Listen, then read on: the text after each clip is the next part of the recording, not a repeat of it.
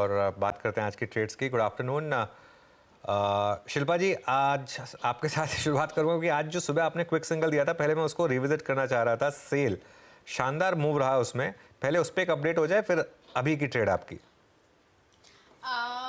अगर कैश में लिया है तो आप इसको ट्रेल करते रहिए। फ्यूचर्स में लिया है तो मैं तो बोलूँगा बुक कर दीजिए। आई गेस ये बैंड में आ भी जाएगा। तो जैसे मैंने सुबह भी बोला था 131 के अराउंड का टारगेट है फ्यूचर्स में, तो ऑलरेडी वो ऑलमोस्ट वहाँ पे है। तो अच्छा खासा गेन है, एक बार बुक करने में कोई हार्म नहीं है। या फिर किसी को अगर ट्रेल करना भी है तो आप कर सकते हैं, but for safe traders I would ask to book. Okay, और इस समय का ट्रेड? इस समय मुझे हैल अच्छा लग रहा है। हैल में बहुत स्ट्रॉन्ग मोमेंटम है, एक अच्छा खासा स्पर्ट आ रहा है।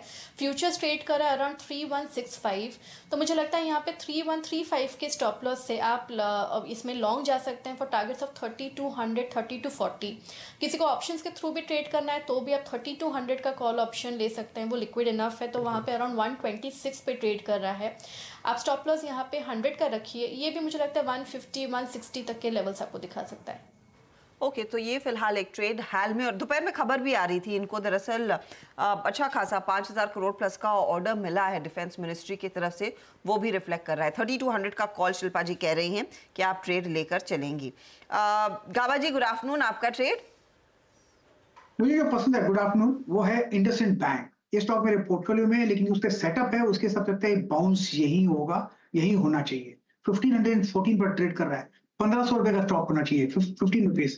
टारगेट थोड़ा डीप है, फर्स्ट टेक्निकल टारगेट 1550 के, फिर 1 2 3 दिन और दे दे तो शायद 1600 भी चला जाएगा। तो यस, इंडसइंड बैंक पर ध्यान देना चाहिए ऑन द रॉन्ग साइड। जी हाँ, प्रकाश गाबा सर का ने मार्क किया 1516 पे इंडसइंड बैंक। और मैं आपको बताऊं, इस वक्त बैंकिंग में एक स्विंग आ रहा है जिसमें HDFC बैंक, ICICI बैंक दोनों ही स्टॉक जो हैं जो कि इंडेक्स को एक पुश दे रहे हैं। इंडसइंड बैंक, एक्सिस बैंक सब डे हाई पर आके खड़े हुए, टिक बाई टिक चार्ट रखिएगा स्क्रीन पे। बैंक निफ्टी में एक फ्रेश स्विंग आता हुआ। मानस, गुड आफ्टरनून, आपका कन्विक्शन ट्रेड इस वक्त का? गुड आफ्टरनून वीरेन जी। तो देखिए, अपोलो टायर्स में खरीदारी करने की राय रहेगी। एक फॉलिंग चैनल था जिसके अपर बैंड को स्टॉक ने ब्रीच किया है। प्राइस ब्रेकआउट देखने को मिला है, बेहतर वॉल्यूम देखने को मिले हैं। तो आई थिंक करंट लेवल्स पे आप अपोलो टायर्स पर खरीदारी का ट्रेड ले सकते हैं। 523 रुपए का आपको स्टॉप लॉस लगाना है और 544 रुपए 544 के आपको टारगेट सेट करने हैं। दोनों कैश लेवल्स हैं। अगर ट्रेड करना हो ऑप्शन में तो at the money call option पे ही ध्यान देंगे। 530 वाला कॉल ऑप्शन जो 20 रुपए पे ट्रेड हो रहा है, वहां पर खरीदारी करेंगे। 14 रुपीज 90 पैसा, 14 रुपए 90 पैसे के स्टॉप लॉस लगाएंगे और 30 रुपए के टारगेट सेट करेंगे 530 के कॉल ऑप्शन में।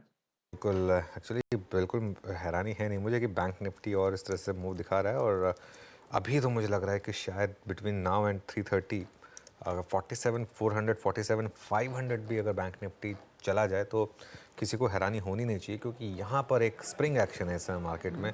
हर कोई शॉर्ट है इसमें बैंक निफ्टी में और हर जगह डिसबिलीफ है। और series two series 30% open interest कम हुआ था, वही एक इंडिकेशन दे रहा था कि शॉर्ट फाइनली जिटरी हो रहे हैं यहाँ पर। और ये शॉर्ट कवरिंग मुझे लग रहा है अभी तो और तूल पकड़ेगी और वो निफ्टी को भी हेल्प करेगी शायद 22,400 तक लेके जाने में। राजेश सतपुते भी जुड़ गए मेरे साथ। राजेश जी, गुड आफ्टरनून, आपकी ट्रेड? अनुज, देखिए आपने बिल्कुल सही कहा, नजर बैंक्स पे ही है और उसमें से मेरा पिक रहेगा वो रहेगा एक्सिस बैंक। एक बहुत क्लियर ब्रेकआउट है, price and volume breakout with rise in volume. मुझे लगता है जिस तरह से पैटर्न पैन आउट है, इसका इमीडिएट टारगेट होना चाहिए 1130 का। तो 1100 के ऊपर एक्सिस बैंक का बाय बनेगा। स्टॉप लॉस जो रहेगा वो रहेगा 1090 का। एक चीज और ऐड करूंगा, 1130 इसका रेजिस्टेंस है, लेकिन चांसेस है कि ये जो शॉर्ट कवरिंग है प्रोबेबली 1150 तक भी आगे जाके चले।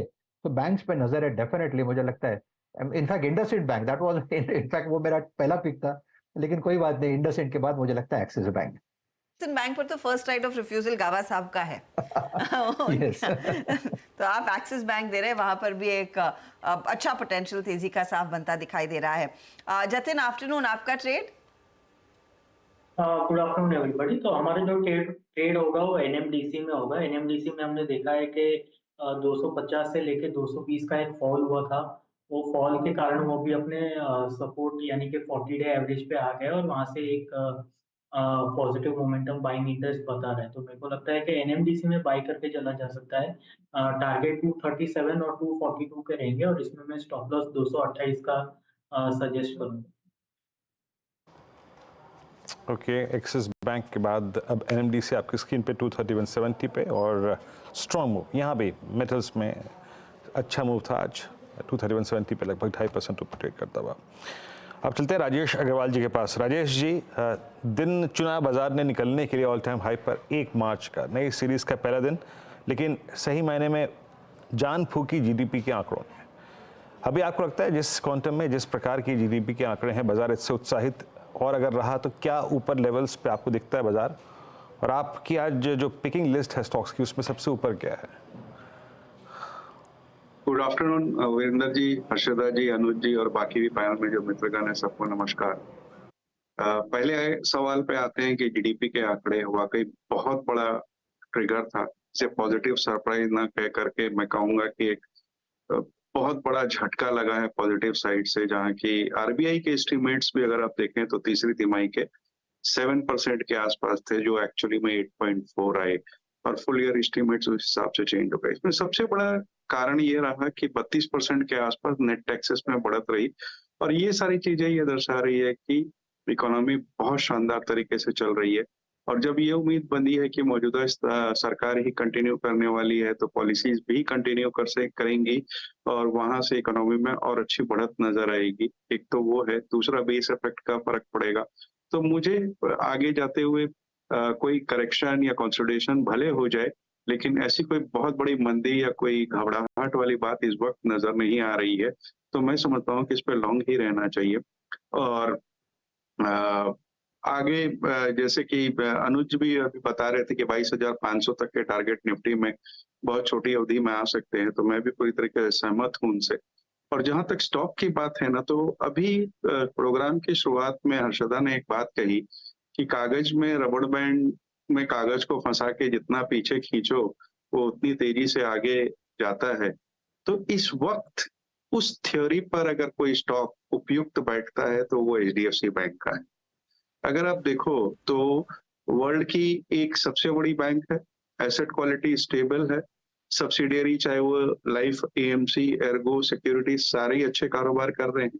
इस तिमाही के नतीजे अगर आप देखो तो 34% के आसपास बॉटम लाइन में जम था, डिपॉजिट्स में बढ़त आई थी, बावजूद इसके कि 1200 करोड़ के उन्होंने एक कॉन्टिजेंसी प्रोविजन कर लिया था एआईएफ के लिए।